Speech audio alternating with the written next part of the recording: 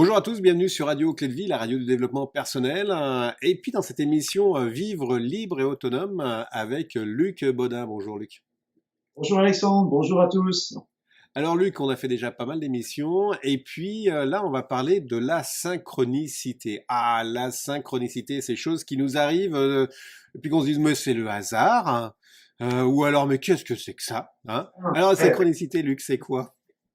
Alors, synchronicité, c'est un mot qui a été inventé par Carl Jung, qui était donc un psychiatre, je crois, qui était en Suisse, qui a travaillé longtemps en Suisse, toujours, il n'était pas il était d'origine allemande, je crois. Enfin, peu importe. Lui, il disait que la synchronicité, c'est la survenue de deux éléments, de deux événements indépendants l'un de l'autre, et qui pourtant, par leur synchronicité, par le fait qu'ils arrivent ensemble, donnent un éclairage de l'un par rapport à l'autre. Du genre, il y a des personnes qui voient, quand ils voient un chat noir, ça y est, c'est qu'on Ouais. m'a acheté un sort, on m'a acheté une chose comme ça. Donc c'est un petit peu des événements qui n'ont pas de rapport l'un avec l'autre, mais qui vont prendre un sens, qui vont donner un sens par rapport à l'autre. Et donc il y a deux types un peu de synchronicité. Il peut y avoir les synchronicités que l'on vit tous les jours et des synchronicités aussi que l'on peut demander également. Et là, il y a plein de petites choses qui sont super parce que ces synchronicités vont nous donner. Moi, je me rappelle, j'étais une période de ma vie en me demandant qu'est-ce que je dois faire de ma vie. J'exerçais plus, et puis est-ce que je dois recommencer mon travail, est-ce que je dois faire autre chose, qu'est-ce que je dois faire, etc. Et je me tapais un peu la tête contre les murs de savoir quel était le mieux pour moi. Et je me rappelle, je disais, mais envoyez-moi un signe, envoyez-moi un Les signe. fameux signes. Le fameux signe. Et là, le truc, c'est que j'étais en voiture, et quand j'étais en voiture, je vois sur le bas-côté garé des camions. Les camions étaient donc perpendiculaires à la route, et il y avait un camion qui était un peu plus en retrait par rapport aux autres, et sur la bâche de ce camion, il y avait marqué Médite, M-E-D-T. Et donc, si on voyait le camion en entier, c'était Méditerranée, D'accord. mais moi, j'avais que médite. Et donc, j'ai reçu ça au moment de ma réponse et j'ai dit, OK, il faut que j'aille faire de la méditation. Et grâce à cette méditation, je vais savoir exactement le chemin que je devais prendre. Et là, c'est un exemple parmi tant d'autres. Il y a des choses qui sont bluffantes. J'avais un ami qui faisait des stages. Et puis, lui, il avait été dans une grainerie, où là, on vend des plantes, etc. Et donc, on lui avait offert un petit jeu de cartes, mais c'est pas un jeu de cartes à jouer, c'était des cartes avec, sur toutes les plantes, les carottes, les D'accord. poireaux, etc. Où est-ce qu'on doit les planter, comment les terre, etc. Alors, lui, quand il y avait des stages, il disait, qui est-ce qui a un problème, là, en ce moment, dans sa vie? Donc, il y avait les gens qui levaient la main, et puis, donc, il allait voir le premier, puis il disait, allez, bon, pense à ton problème, et puis pose la question auquel tu aimerais avoir ta réponse. Donc, la personne, parce qu'on a un problème, et dans le problème, il y a une question qu'on voudrait bien qu'il nous arrive. Et puis, il tendait le jeu de cartes, et puis il disait, OK, bah, tire une carte.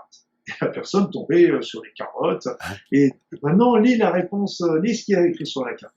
Et puis, donc, la personne lisait. Et puis, après ça, il lui disait, bon, est-ce que tu as ta réponse dans cette carte? Et puis, 80% des personnes répondaient, oui, j'ai ma Ah, réponse. excellent. Excellent. C'est, c'est bluffant, hein. Et ça fait partie des synchronicités. Alors ça, c'est les synchronicités qu'on peut provoquer, mais après ça, c'est les synchronicités qu'on a spontanément, toujours, toujours. Et c'est vrai qu'il y a une notion qui m'a toujours interloqué. Moi, je posais souvent des questions comme ça, et c'était souvent mes enfants, quand ils étaient tout petits, en bas âge, qui me donnaient les réponses, sans le savoir, mais au Ouais. cours de la conversation, d'un seul coup, ils me disaient une phrase, et je savais que cette phrase, c'était la réponse à ma question. Et là, c'est assez bluffant, parce qu'on se dit, mais quand même, comment se fait-il quand on se pose une question, on tourne le poste de radio, on entend une phrase sur une station avant de changer sur la suivante, et cette phrase va nous donner notre Ouais. réponse. Et là, en fait, là, il y a une notion qui est intéressante, c'est qu'on sait quand on reçoit une synchronicité que c'est une synchronicité. Mm. Hein, c'est vraiment intéressant. On sait. Et pourquoi on sait? Oui, justement, comment tu le sais? Comment qu'on sait? On sait intimement. Ça, c'est ma réponse. Mon gamin, on a parlé toute la journée de tas de choses, etc., comme on fait avec tous nos enfants. Eh bien, et là, par contre, une phrase qu'il va nous donner, on sait que c'est celle-là notre réponse. Et parce qu'en fin de compte, moi, l'explication que je donne, c'est qu'en fait, qui envoie les synchronicités? Eh bien, pour moi, c'est que c'est notre être intérieur qui nous envoie, qui utilise. C'est un des modes de communication de notre être intérieur. Il y en a d'autres, comme les intuitions, comme la petite voix dans la tête, etc. Mais il y a les synchronicités. Donc, il utilise l'extérieur pour nous envoyer des informations sur notre route. Donc, c'est pour ça qu'en fin de compte, ça vient de nous. Et comme ça vient de nous, c'est pour ça qu'on sait reconnaître tout de suite ce qui est juste et ce qui n'est pas juste. D'accord, c'est comme si cette petite voix intérieure tirait un petit peu la sonnette d'alarme en nous disant, tiens, écoute bien, là, la phrase qui arrive est importante pour toi. Et c'est pour ça qu'on sait aussi que comme ça vient de nous, quelque part, ça vient d'une partie de nous-mêmes, c'est notre être intérieur. Et donc c'est pour ça qu'on sait reconnaître tout de suite que c'est à nous, que ça nous appartient tout de suite. Et c'est comme ça qu'on peut écouter. Alors tout ça, ce ne sont que des informations, ce ne sont que des indications, ce ne sont pas des obligations non plus. C'est-à-dire c'est qu'on a toujours notre libre arbitre, qu'on a toujours le choix. Mais ça va très très loin. C'est que même les accidents, par exemple, j'ai eu un accident de voiture, c'est pas moi qui conduisais, mais la personne n'y était pour rien, mais j'ai une bras cassé. Bras cassé qui m'a empêché de travailler. J'étais en train de monter un centre d'information sur le cancer. Et donc j'étais obligé de l'arrêter en pleine installation. Et comme c'était en pleine installation, ben évidemment, il y avait plus d'argent qui rentrait parce que je ne travaillais plus. Donc à ce moment-là, le projet est tombé à l'eau. Et donc ça m'a emmené, c'est là que j'ai commencé à réouvrir un cabinet parce que j'avais besoin à ce moment-là d'argent, mais en plus j'avais d'autres choses encore à comprendre par rapport à mon travail, donc j'ai réouvert un cabinet. Mais mine de rien, qu'est-ce qui s'est passé aussi, c'est que quand j'avais le bras cassé, d'une part, ça m'a permis de passer mon diplôme de cancérologie clinique. D'accord. Et deuxièmement, j'ai écrit mon premier bouquin. Alors que j'avais le plâtre, avec une main, j'ai écrit mon premier bouquin sur le cancer. Il faisait 900 pages. Il y avait tout. Tout était dedans, depuis la constitution, les traitements, les bilans, les traitements conventionnels, naturels, etc. Tout. Et donc, j'ai pas trouvé d'éditeur pour ça, mais bon, je l'ai un peu coupé un petit peu pour l'éditer par plusieurs choses. Mais ça n'empêche que ça m'a bloqué sur une évolution où j'aurais eu vraiment un gros échec. Ça, je le sais maintenant, ça aurait été un gros échec parce que je travaillais surtout sur les médecines naturelles et il n'y a pas assez de personnes qui sont intéressables pour pouvoir en vivre. Ouais. Et puis par contre, ça m'a emmené dans une autre direction et qui m'a permis de rouvrir un cabinet qui m'a fait comprendre encore un certain nombre de choses. J'avais encore besoin de comprendre ces choses-là avant de cesser complètement mes activités. Ça m'a permis de faire un DU de cancérologie qui m'a toujours passionné. Ça m'a permis d'écrire mon premier bouquin que j'aurais jamais eu le temps d'écrire autrement. Donc voilà, c'était à tout. Ouais, c'est intéressant et puis c'est une question d'ouverture d'esprit parce que les synchronicités on les observe pas, on les voit pas forcément tant qu'on n'a pas un petit peu cette ouverture d'esprit qui est de dire bah voilà, laisse faire les choses. Puis l'autre chose c'est qu'en effet quand ça arrive et puis que c'est flagrant, tu as aussi cette approche de dire mais non c'est n'importe quoi ou alors de rentrer dedans en disant bah tiens là c'est quelque chose qui est intéressant et je vais voir où est-ce que ça m'amène. Voilà, parce que c'est vrai que bon au début on prend ça un petit peu comme et puis au fur et à mesure, il y avait des choses qui me sont arrivées. Par exemple, j'avais descendu l'Ardèche en canot et kayak, et puis à un moment, je vois un gros rocher qui s'appelle la cathédrale là-bas, et je le prends en photo. Bon, point barre, c'est tout. Mais quand j'ai regardé la photo après, ça faisait une tête avec les yeux, le nez, la bouche, et puis là au-dessus, ça faisait une couronne, et on avait vraiment l'impression d'un grand génie, d'un grand génie.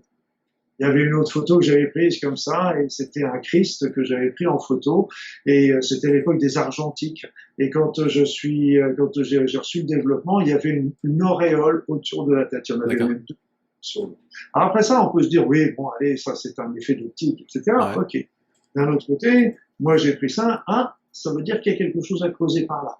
Et donc, maintenant, tous mes patients, il y avait des patients qui me posaient des questions qui étaient souvent à 300 km de ce que je pensais. Mais je me dis, ok, si lui me l'amène dans ma vie, c'est parce que maintenant, c'est comme ça que je raisonne maintenant, si on me l'amène dans ma vie, c'est qu'il y a quelque chose à creuser là-dessus. C'est ça, donc, je pose. C'est ça, cette question d'ouverture, hein. Moi, très longtemps, les synchronicités, c'était pas mon truc du tout, là.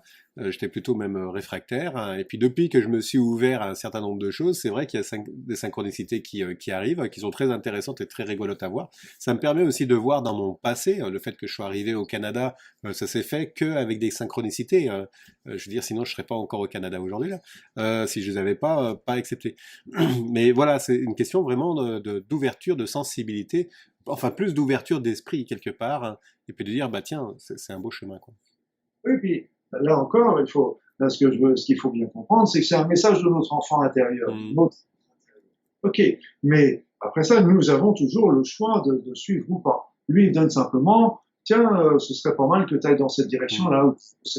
Mais il n'y a rien d'obligatoire. Je veux dire, c'est que c'est nous qui décidons aussi ça. Mais déjà, le fait de se dire, ok, j'ai entendu le message, maintenant, je décide, c'est déjà très très important. Hmm. Et il y a des éléments qui sont très troublants. J'avais comme ça, c'est un copain qui m'avait raconté ça. Il m'a dit, il était remarié, donc il avait son fils et puis sa femme qui étaient ensemble dans le jardin.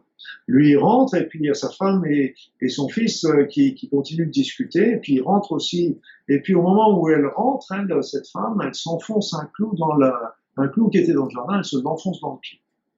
Et ça a été terrible, elle était très embêtée parce qu'en fin de compte, ils allaient faire un trekking une semaine Ah plus ouais, tard. ça gâche. Donc, voyant ça, elle a pris tous les traitements, même conventionnels, anti-inflammatoires, pour faire tout pour guérir, en fait. Et et puis, ça, de jour en jour, ça allait toujours pas, ça allait toujours pas, ça allait toujours pas. Et son mari, qui est très fin psychologue, il dit, mais dis donc, quand tu discutais avec Julien, là, dans le jardin, ça se passait bien, la conversation que tu avais avec lui.